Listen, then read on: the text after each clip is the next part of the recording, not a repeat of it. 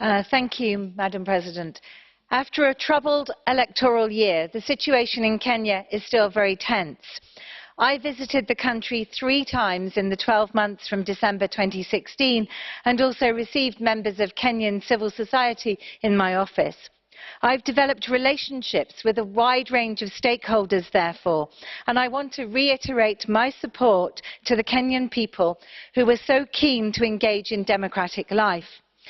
When I visited Kenya in my role as a European Parliament election observer last August, I was struck by the enthusiasm of the citizens who turned out in huge numbers, waiting patiently in line in the cold and the dark, including many women with babies on their backs, waiting for hours for the polling stations to open so they could cast their votes.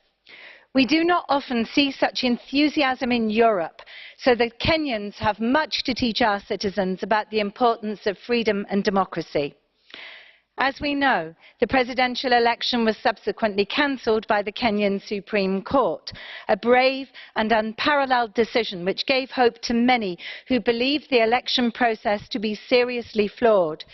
This should have paved the way for better democracy and increased trust. However, the continuing intransigence of political forces has dashed the hopes of many.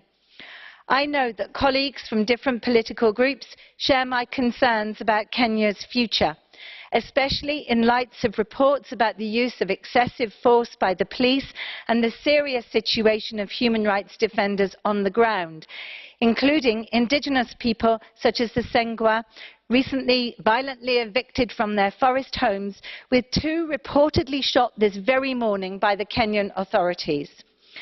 My group and I encourage all political forces in Kenya to genuinely engage in constructive dialogue in order to find solutions to the deep crisis in which the country still finds itself. They owe it to the citizens, and especially to those who contributed to the writing of the Kenyan Constitution adopted in 2010 following earlier election violence. The European Union must continue to support Kenyan institutions in order to increase transparency and credibility and improve governance. The institutions, including the IEBC, must regain the trust of the Kenyan people. Political forces in the country, including the government, must also respect the institutions, especially the judiciary. And the EOM report very clearly states that the judiciary institutions have shown their independence during these difficult times, but have also come under increasing pressure from political forces. This is unacceptable and must stop.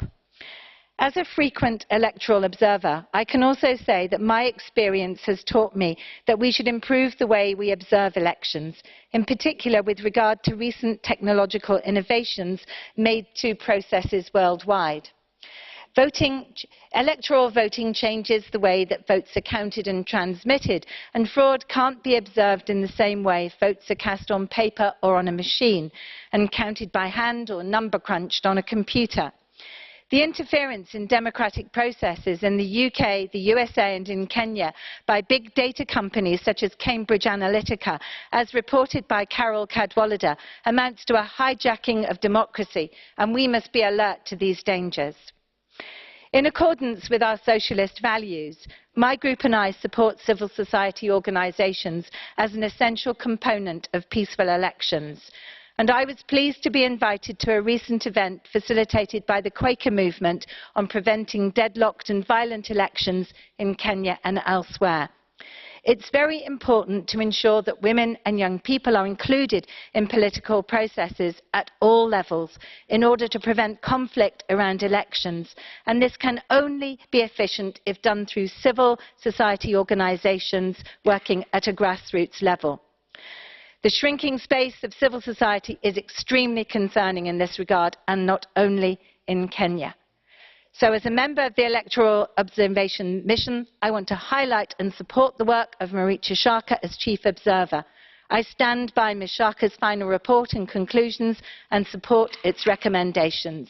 It's important that all parties involved understand we must remain critical friends.